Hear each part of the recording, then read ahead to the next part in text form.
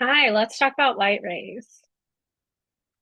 So we have talked about refraction, because that's what was happening with the bending light investigation and also just like in our understanding of how rainbows work.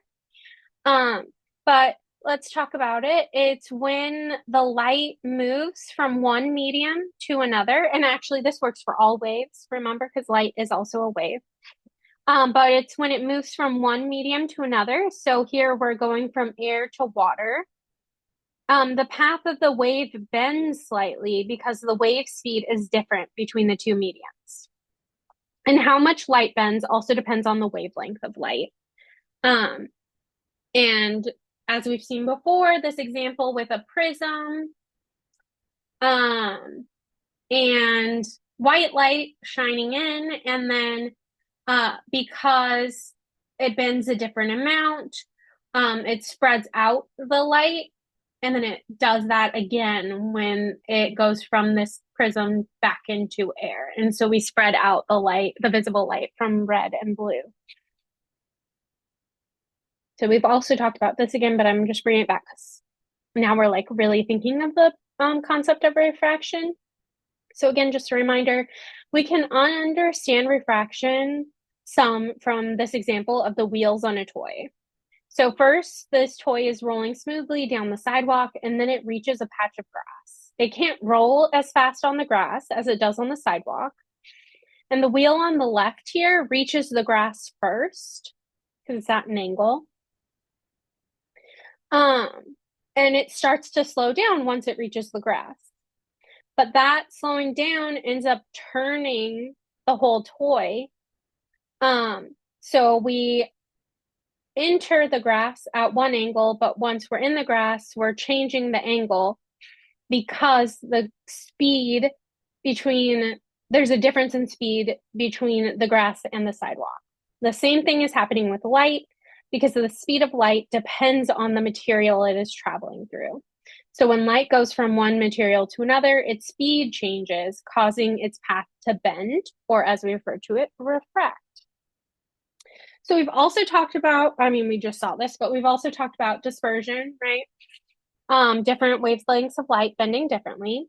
Um, we can look at how this, or we can look at a couple of different types of prisms. Well, this one is actually kind of the same. It's just like a different point on it. So we have light coming in, bending differently, and then coming out and bending. And then this is more like a curved version, light going in and through and bending. And we can look at how light rays will bend through different glass blocks or prisms. Um, so the triangle, for example, the light is bending away from where it came, or down and away from where it came in. Or yeah, I guess both triangles are doing that. They're, well, not both down and away, but away significantly more angled than they came in. Whereas the square, it just goes straight through. It doesn't bend the light. And then these other parts, it just bends the light a little bit less. So if we stack these things up, we get different types of lenses.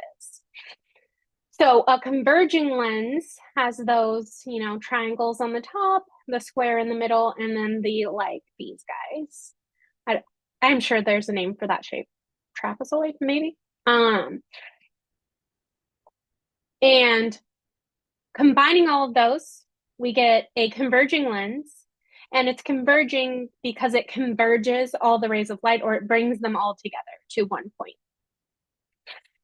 Then we have a diverging lens, which instead of bringing all the light together on the other side of the lens, it spreads it all out and it's diverging. Um, Ignore the dashed lines for now. We'll get to those.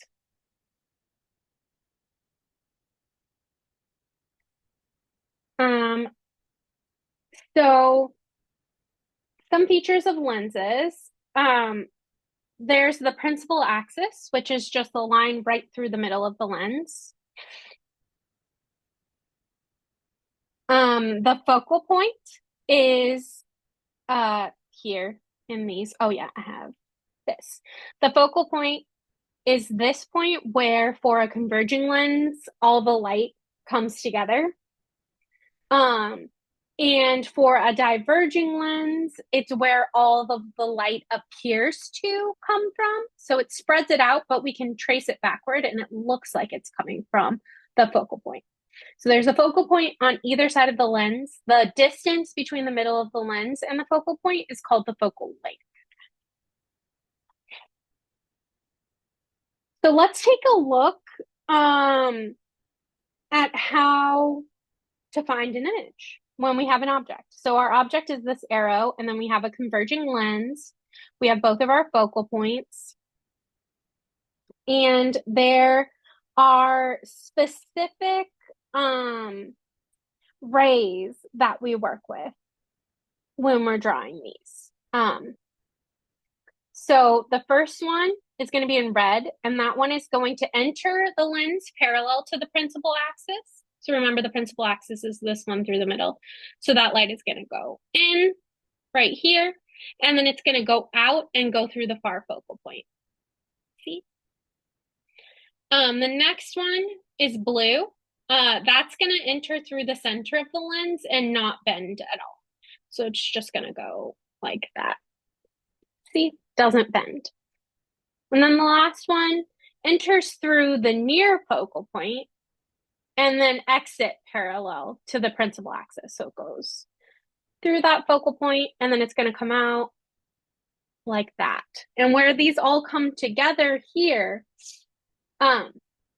is where our image appears. And you'll notice it's inverted here for this converging lens. Let's look at it for a diverging lens. The three main rays are similar but slightly different. So how this works is the red one will still enter parallel to the principal axis, again, the one through the middle. And then it's going to exit as though it came from the near focal point. So let's look at that.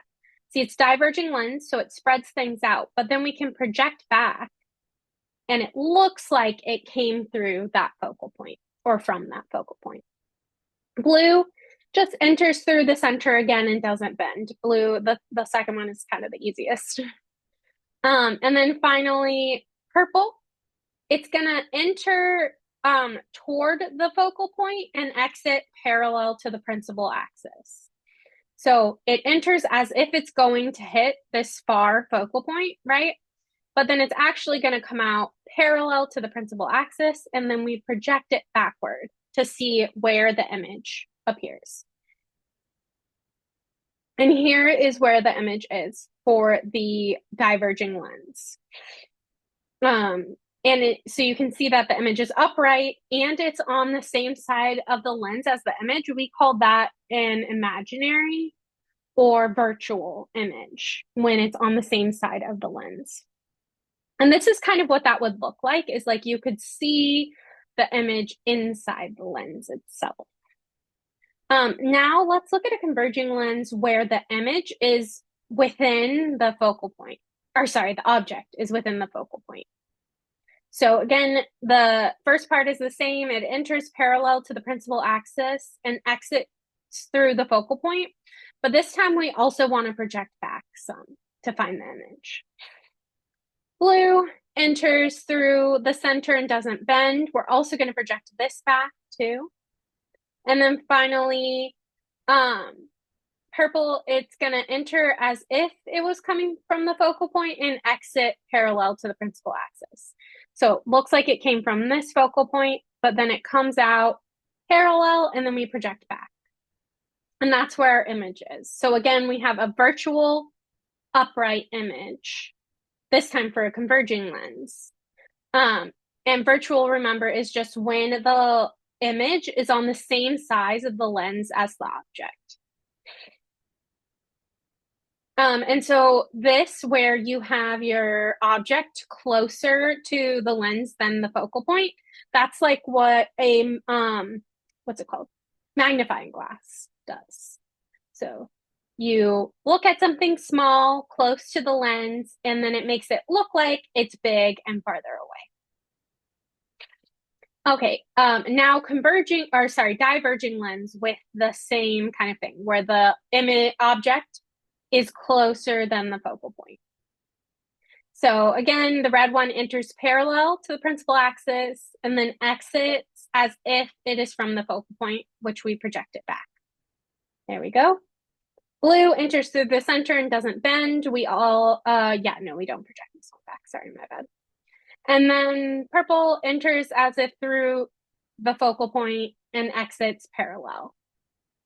So this time it's as if it was like aiming for the far focal point, but then it actually comes out parallel and we project backward. And here is our image. So again, it's another virtual image because it's on the same side of the lens as our object is.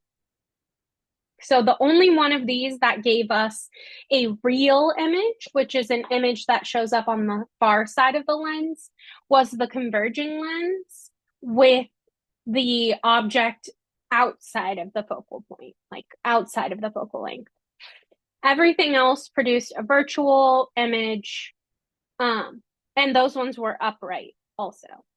So please spend some time, well, you're going to do this anyway, but also spend some time practicing drawing these ray diagrams and practicing these specific rays to get a better feel for lenses. And then, yeah, that's all.